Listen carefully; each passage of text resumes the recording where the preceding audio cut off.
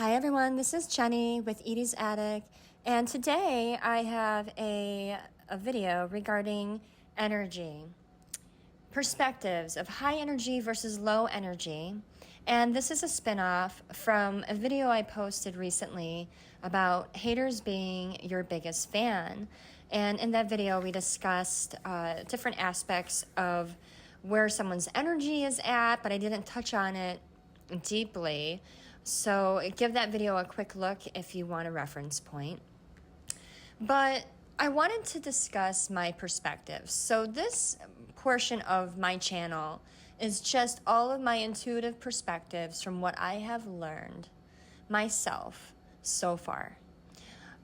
I know each one of us that are gifted with intuition or empath abilities, we have a scope of where we are most in tune to. We have specific areas that we are drawn to more than others.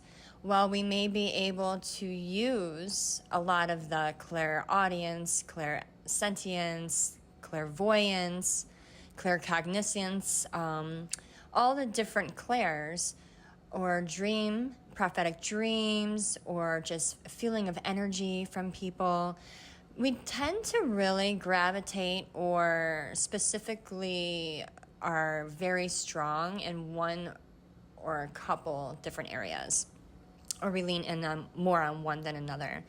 So I've found on my journey with becoming more in tune to my psychic abilities that I have a very strong ability in clear knowing. Let's just say that.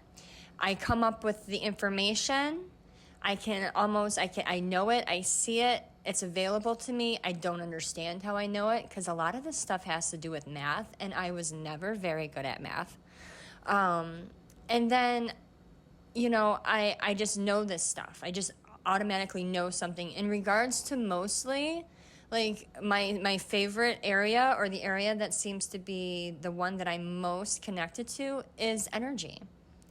So a lot of knowing of energy and how energy works and how timelines work and the shifting of timelines based off of vibrational energies and so forth. So that's what this video is about. And I finally found someone who could put into mathematical equations and scientifically prove what I have been seeing in my mind's eye this entire time. If you have a minute, go give Terrence Howard a look up online. Check out some of his most recent talks in regards to frequency, music, energy. He hits it from the mathematical and the scientifical standpoint. Like, he's doing the numbers, what I'm seeing in my mind. So he's a really good point of reference when it comes to this. If you don't know who he is actually an actor, but he has put a lot of time and heart into what I've noticed, into energy and frequency. So I wanted to talk about energy. High or low is the question. So the number one thing we have to do when we're facing situations regarding other people and negativity or the evil eye being put on us and things not going as planned in our lives is to check where we're at on the frequency scale. We can shift through a magnitude of levels daily based off of where our thoughts are. The thoughts that we have pertaining to ourselves and pertaining to other people in our energy, even pertaining to our environment and to the world around us, can shift our reality at a higher frequency or a lower frequency. Because everything in this universe, from the air outside of our planet, or lack thereof, to other planets, to other solar systems, to the sun, to planet Earth itself, to the trees, to the water, birds, animals, a piece of wood, a piece of paper, even our own thought process carries a frequency. And what we put out and what we surround ourselves with and what we think, the level of the frequency that we hold ourselves in is what we will experience in our current physical reality.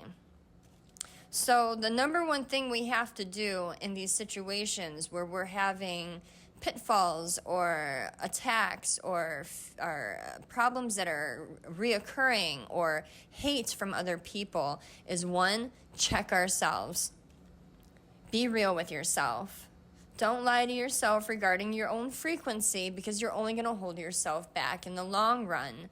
You really have to be real and realize, I am not on the frequency I need to be. This is my fault.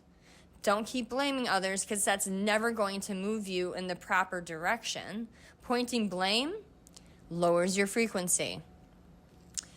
So you just really need to be real with where you dwell and do the work to get yourself out of there.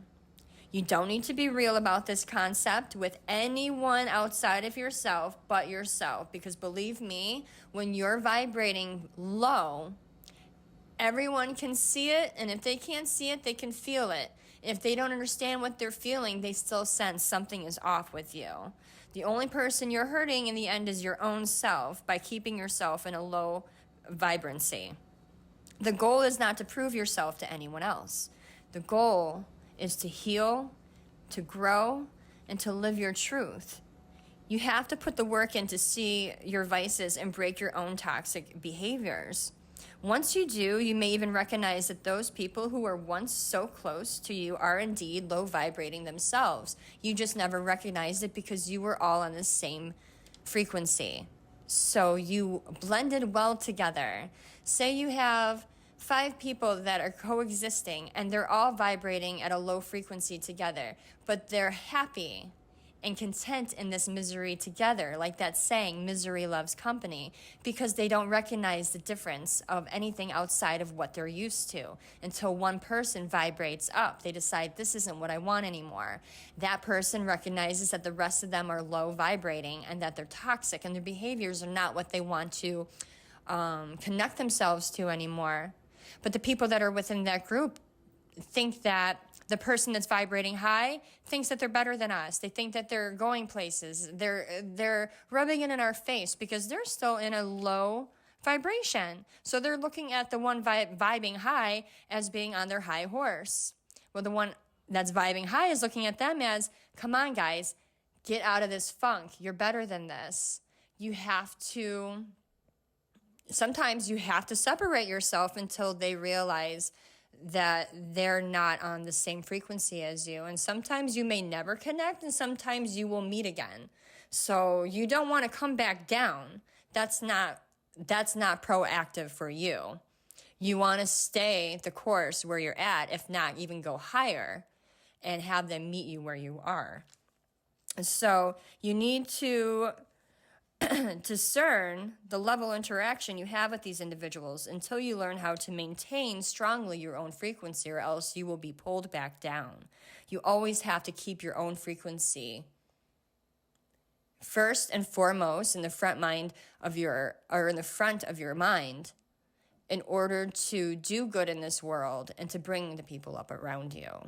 So I'm not going to go too much more into this right now, but I wanted to touch base on that aspect of it when it comes to your haters hating and kind of understanding why they might be hating on you, where the jealousy and animosity is coming from. Because if you stepped away from a group, a person, a place, a workplace, those people are looking at you that you hurt them and that you think you're better than them. But in actuality, you just are trying to do better by yourself, and that is 100% okay and understandable. You gotta be your biggest advocate. You gotta be your biggest supporter, your biggest protector. You are number one in this life journey, and then once you are where you need to be, then you can help other people come along their way. Like, I'm still learning. I'm still working on myself and trying to vibe higher. I'm a lot higher than I was about 2 years ago, but I could even go higher than I am now. Like, I could do the work. I'm still doing the work. I do the work every single day, and I recognize where my downfalls are, where I'm slipping up, where my mindset is, how it's toxic, some of the thought patterns I might be having. So just keep that in mind. This isn't a competition with other souls. This is a journey of vibing high and getting yourself into a place of peace and harmony, and then vibing with other souls at the end of the day. All right, guys, thank you so much, and I will talk to you all later. Like, subscribe, and share if this message helped you at all. Thanks. Bye-bye.